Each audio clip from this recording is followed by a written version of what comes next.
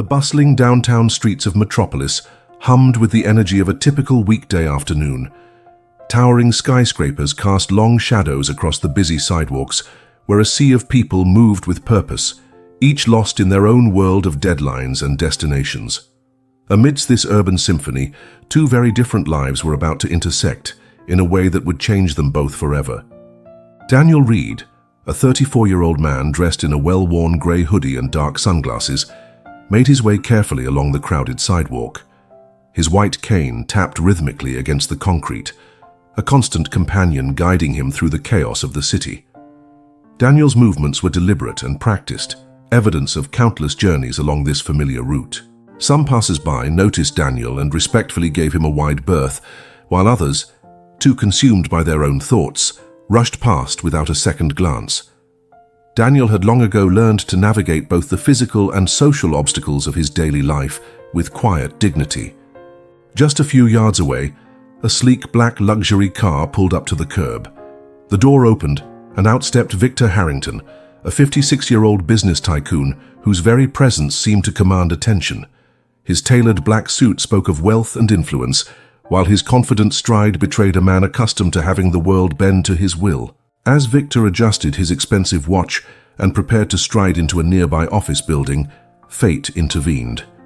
Daniel, focused on the rhythm of his cane, didn't notice the slight change in the flow of foot traffic. At the same moment, Victor, his mind already on his next meeting, failed to see the man approaching from his left. The collision was minor, a simple brush of shoulders, but Victor's reaction was anything. But his voice, sharp and cutting, sliced through the ambient noise of the street. "Watch where you're going. Can't you pay attention?" The crowd around them froze. Uncomfortable glances were exchanged as people realized the cruel irony of Victor's words. Daniel, his face a mask of calm, stood silently as the weight of the moment settled over the scene. Among the onlookers was Emily Carter, a 29-year-old nurse on her way home from a long shift at the nearby hospital. Her eyes widened in shock at Victor's outburst, and without hesitation, she stepped forward. "Sir," Emily said, her voice firm but kind, "I don't think that's fair." "Can't you see he's blind?" Victor scoffed, waving a dismissive hand. "That's no excuse for clumsiness. People need to be more aware of their surroundings." As Victor continued his tirade, Emily knelt to help Daniel gather the contents of his satchel, which had spilled onto the sidewalk during the collision. As she picked up a small leather-bound notebook, a hospital card fluttered to the ground.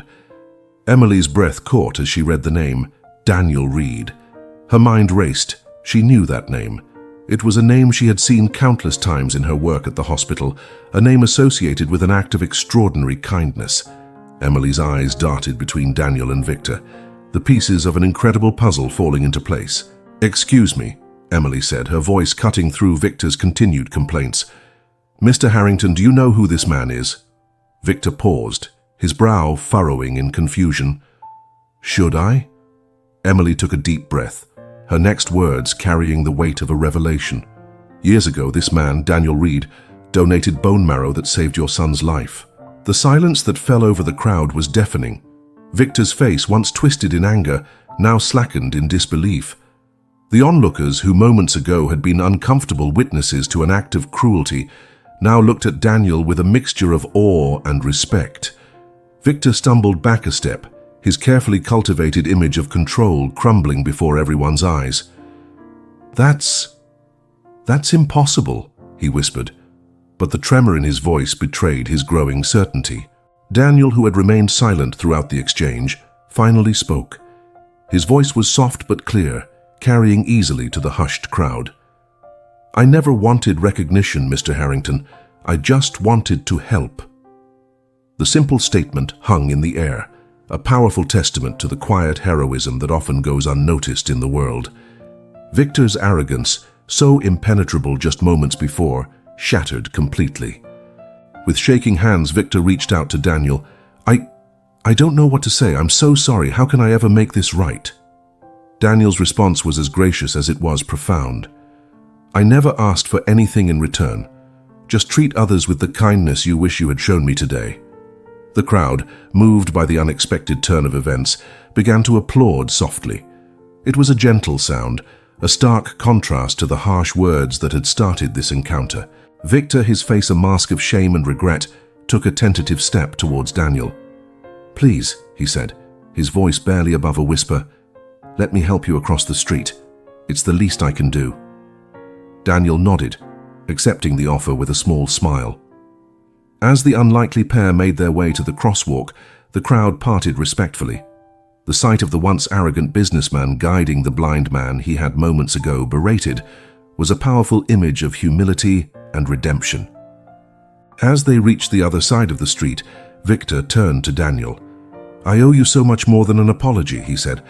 "Please, let me know if there's anything I can do to help you, anything at all." Daniel considered the offer for a moment before responding. "Your kindness now is appreciated, Mr. Harrington, but perhaps the best way to repay me is to remember this moment. Remember how easy it is to misjudge someone and how important it is to treat everyone with respect and compassion."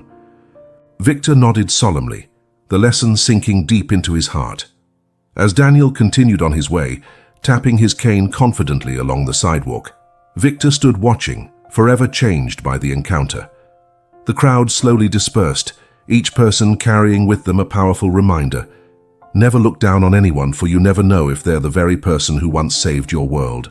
As the afternoon sun began to dip behind the towering skyscrapers, casting long shadows across the city streets, the bustling energy of Metropolis resumed.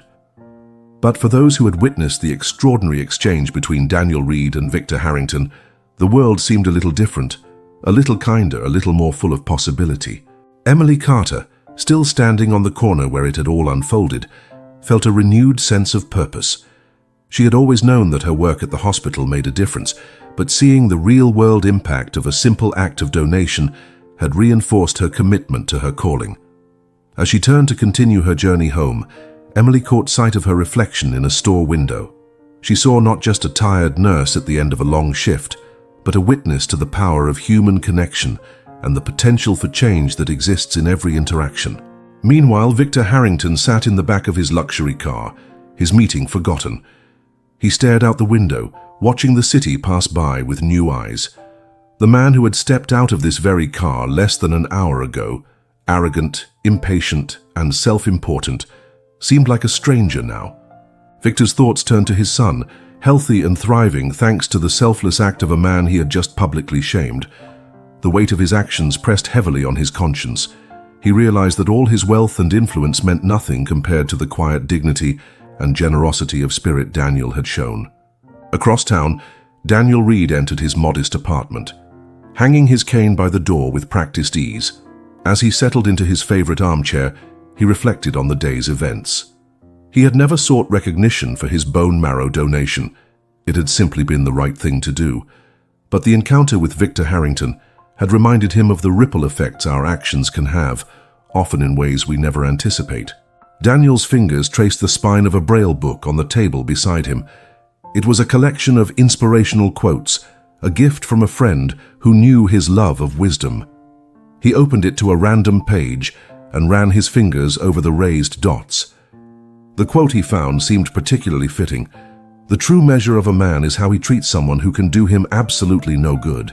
As night fell over Metropolis, the city lights flickered to life, creating a twinkling tapestry against the darkening sky. In homes and offices across the urban landscape, people went about their evening routines, most unaware of the profound exchange that had taken place on a busy street corner that afternoon. But for Daniel, Victor, Emily, and all who had witnessed their encounter, the world had shifted ever so slightly on its axis.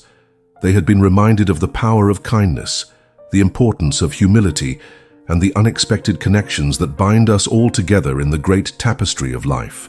As they drifted off to sleep that night, each of them carried with them a renewed commitment to approach the world with open hearts and minds, ready to see the humanity in every person they encountered. For in the end, it is these moments of connection, understanding, and compassion that truly define us and shape the world we live in. If this story touched you, share it with someone who needs hope today. Don't forget to like, subscribe, and ring the bell so you never miss another story that restores faith in humanity. Thank you, and see you in the next video.